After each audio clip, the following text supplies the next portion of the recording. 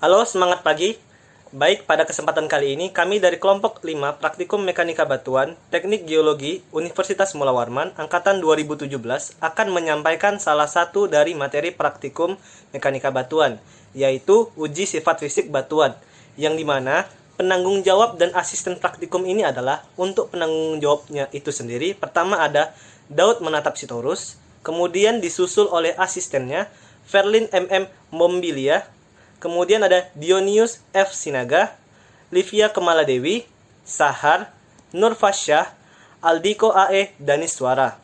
Kemudian di kelompok 5 sendiri beranggotakan yang pertama saya sendiri, Risang Danu Muhammad Fadilah, kemudian Septia Hadi, Ihsan, Indah Wulandari, Kania Mahasti, Gabriel Denilambe, dan Anissa Rizky. Baik, tanpa basa-basi langsung saja kita ke materinya. Baik, kalau begitu kita langsung saja masuk ke dalam materinya, yaitu pengujian dalam mekanika batuan. Yang kami ambil di sini adalah mengacu pada uji sifat fisik batuan. Kemudian langsung saja kita ke materinya. Ilmu mekanika batuan adalah ilmu pengetahuan teoretik dan terapan yang mempelajari karakteristik perilaku respon massa batuan akibat perubahan keseimbangan medan gaya di sekitarnya, baik karena aktivitas manusia maupun alami. Nah, kemudian hal ini menyebabkan mekanika batuan memiliki peran yang dominan dalam operasi penambangan seperti pekerjaan penerowongan, pemboran, penggalian, peledakan, dan pekerjaan lainnya. Jadi seperti yang teman-teman tahu atau yang saya bacakan tadi, mekanika batuan sendiri memiliki peranan yang sangat penting dalam kehidupan sehari-hari, terutama dalam kegiatan konstruksi atau bahkan dalam dunia pertambangan. Nah, mekanika batuan sendiri digunakan dalam kita studi lapangan, yaitu studi pada karakteristik batuan pada suatu wilayah yang akan kita lakukan suatu proyek atau suatu pembangunan dan penelitian lainnya. Nah, kemudian dalam mekanika batuan ada penentuan-penentuan khusus yang harus kita ketahui. Nah, dalam penentuan mekanika batuan sendiri, kita perlu memperhatikan mekanisme deformasi kristal-kristal mineral yang mengalami tekanan tinggi pada temperatur tinggi. Kemudian, perilaku triaksial batuan di laboratorium. Kemudian yang ketiga ada stabilitas dinding dan terowongan. Ini biasanya kita gunakan di bagian pembuatan terowongan jalan atau bahkan kereta api, dan biasanya juga terdapat pada penambangan bawah tanah. Kemudian mekanisme pergerakan kerak bumi sendiri, dalam hal ini jelas geologi berperan antara lain material-material yang terlibat.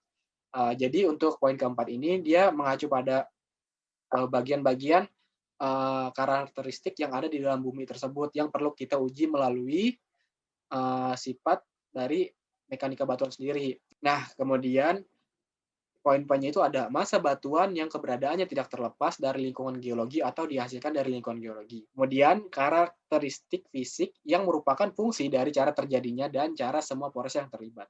Kemudian ada stabilitas dinding terowongan sama seperti yang saya sebutkan tadi, yaitu untuk keadaan seperti jalan, terowongan maupun dinding-dinding pada tambang. Kemudian sejarah geologi pada lokasi kejadian. Nah, jadi penentuan uji sifat fisik batuan sendiri juga berpengaruh untuk ketentuan-ketentuan yang saya sebutkan tadi. Baik, lanjutkan presentasi dari rekan saya sebelumnya, di mana pengujian yang ada dalam mekanika batuan. Yang pertama, sifat fisik batuan. Uji sifat fisik batuan merupakan pengujian non-destruktif untuk mengetahui sifat fisik batuan seperti bobot isi, berat jenis, kadar air, derajat kejenuhan, porositas, dan angka pori. Adapun pengaplikasian dari uji sifat fisik batuan itu, pada dasarnya semua bahan galian yang ada pada suatu tambang, baik itu tambang terbuka ataupun tambang bawah tanah, yang mana pengaplikasiannya dari sifat fisik batuan itu sendiri didapatkan pada pekerjaan pembuatan, terowongan, eksplorasi pengeboran, penggalian, dan kegiatan peledakan. Sifat mekanik batuan. Di dalam menentukan sifat mekanik dari batuan, perlu dilakukan dengan pengujian di laboratorium dengan bantuan alat-alat yang menentukan bagaimana karakteristik dari setiap sifat mekanika batuan. Di mana batuan memiliki sifat mekanik yang dilakukan dengan merusak, di mana dalam menentukan sifat mekanik suatu batuan, di dalam laboratorium dilakukan beberapa pengujian. Yang pertama, uji kuat tekan uniaksial, di mana untuk menentukan batas elastis, modulus Young, dan position ratio. Kedua, ada uji kuat tarik tidak langsung, selanjutnya uji point load, selanjutnya uji triaksial, uji Panzer, uji sudut geser langsung, dan uji terhadap gelombang ultrasonik. Selanjutnya, melanjutkan materi dari Saudara Ihsan. Di sini ada penentuan sifat fisik dan mekanik pada batuan. Penentuan sifat fisik dan mekanik pada batuan dibagi atas dua macam. Yang pertama itu ada pengujian tak merusak atau non-destructive test. Pengujian tak merusak itu sendiri adalah pengujian yang dilakukan terhadap suatu material atau spesimen sampai material tersebut mengalami kerusakan. Pengujian ini dilakukan untuk mengetahui performa pada material yang bersangkutan. Salah satunya bila material tersebut dikenai kerja dari luar dengan besar gaya yang berbeda-beda. Yang kedua ada pengujian merusak atau destructive test. Pengujian merusak ini sendiri adalah aktivitas tes atau inspeksi terhadap suatu benda untuk mengetahui adanya cacat, retak, atau diskontinu lain tanpa merusak benda yang kita tes atau inspeksi. Pada dasarnya tes ini dilakukan untuk menjamin bahwa material yang kita gunakan masih aman dan belum melewati damage tolerance. Ya, jadi ada 3 jenis permeabilitas berdasarkan jumlah frasa yang mengalir dalam batuan reservoir. Yang pertama adalah permeabilitas absolut.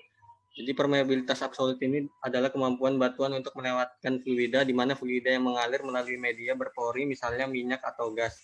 Yang kedua ada permeabilitas efektif, yaitu kemampuan batuan untuk melewatkan fluida, di mana fluida yang mengalir lebih dari satu fasa, misalnya minyak dan air.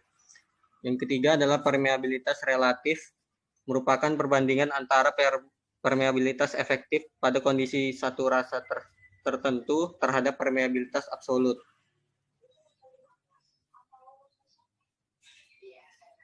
Kemudian kaitan penentuan sifat fisik batuan dalam kehidupan sehari-hari, jadi berguna pada rancangan peledakan.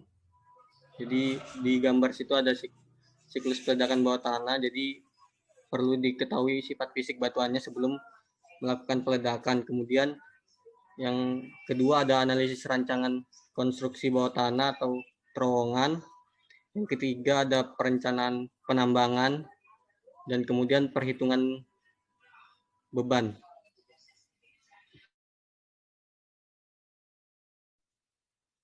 Ya, selanjutnya saya akan menjelaskan dasar teori. Di sini adalah rumus-rumus yang kita pakai. Yang pertama ada bobot isi asli atau natural density. Itu rumusnya WN per WW dikurang WS. Untuk bobot isi kering atau dry density, WO per WW dikurang WS. Untuk bobot isi jenuh atau saturated density, ada WW per WW dikurang WS. Untuk berat jenis semu atau apparent specific gravity, ada WO per WW min WS dibagi lagi sama gamma W atau berat jenis air. Terus ada berat jenis nyata atau true specific gravity, itu ada WO per WO min WS dibagi juga sama gamma W. Kemudian ada kadar air asli atau natural water content, ada WN dikurang WO per WO dikali 100%, karena dalam derajat persen. Kemudian ada kadar air jenuh atau absorption, ada WW dikurang WO per WO lagi dikali 100%. Derajat kejenuhan, itu WN dikurang WO per WW min WO dikali 100%. Untuk porositas, atau N, itu WW dikurang WO per WW dikurang WS dikali 100%, dan angka pori yaitu N per 100 dibagi 1 min N per 100.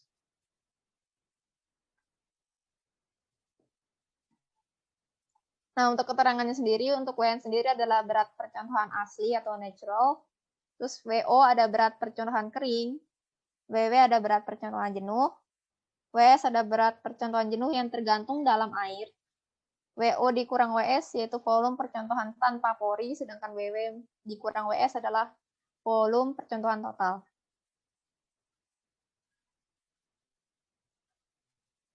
Kemudian ini ada contoh soalnya untuk bobot isi asli atau natural density. Jika diketahui WN-nya 56,7, WW-nya 57, dan WS-nya 28, maka untuk bobot isi aslinya WN per WW dikurang WS, yaitu 56,7 per 57 dikurang 28, yaitu 1,955 gram per cm kubik. Nah, sedangkan untuk bobot isi kering, jika diketahui WO sama dengan 1,2, WW-nya ada 57 dan WS-nya 28, maka gamma D-nya yaitu WO per WW min WS, di mana 41,2 dibagi 57 min 28 sama dengan 1,421 gram per cm3. Untuk berat jenis semu, jika diketahui WO-nya 41,2, WW-nya 57, WS-nya 28, dan gamma W-nya 1 gram per cm3, kita masukkan ke dalam rumus, yaitu 41,2 dibagi 57 dikurang 28 terlebih dahulu. Setelah itu didapatkan hasilnya, baru dibagi lagi sama 1 gram per cm3, hasilnya 1,421 gram per cm3.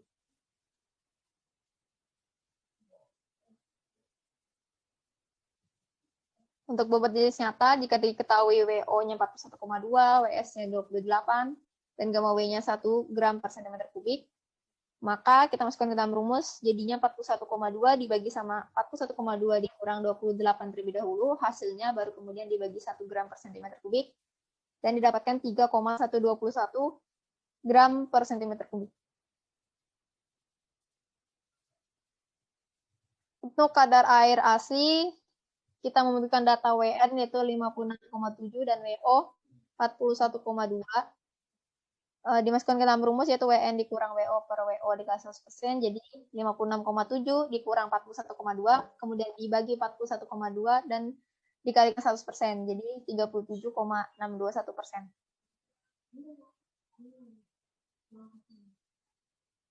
Untuk kadar air jenuh, data yang kita butuhkan yaitu WW 57, contohnya, terus WO 41,2. Kita masukkan ke dalam rumus, mirip seperti yang tadi, yaitu, tapi yang ini WW dikurang WO per WO dikali 100%. Jadi 57 kita kurang 41,2, dibagi 41,2, kemudian dikali 100%, yaitu 38,349%.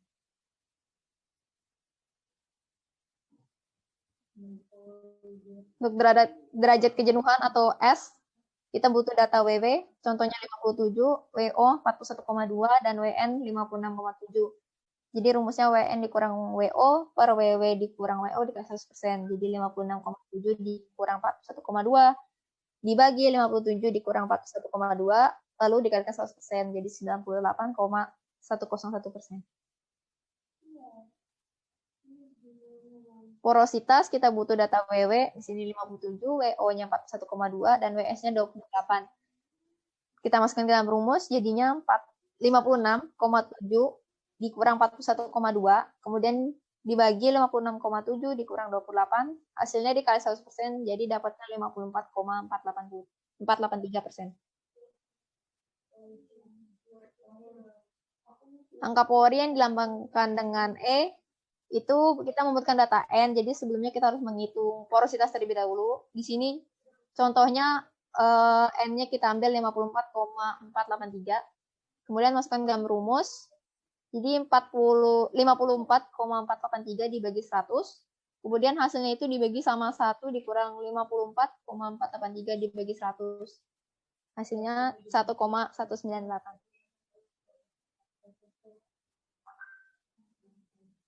Untuk tujuan percobaannya sendiri, sesuai sama dari dasar teori, pasti kita untuk mengetahui bobot isi asli, bobot kering, jenuh, berat jenis semu, berat jenis nyata, kadar air asli, air jenuh, derajat kejenuhan, porositas, dan angka Pori.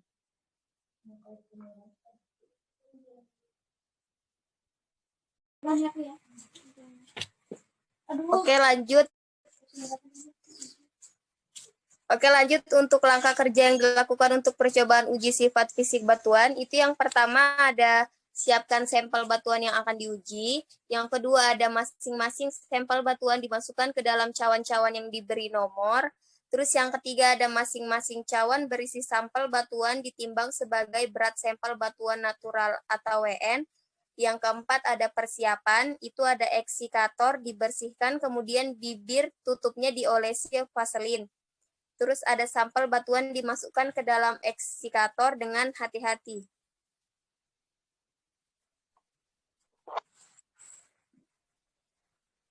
Ya, selanjutnya yang pertama persiapannya itu ada isi eskiator dengan air hingga penuh dan udara dalam eskiator dihisap dengan bantuan pompa vakum.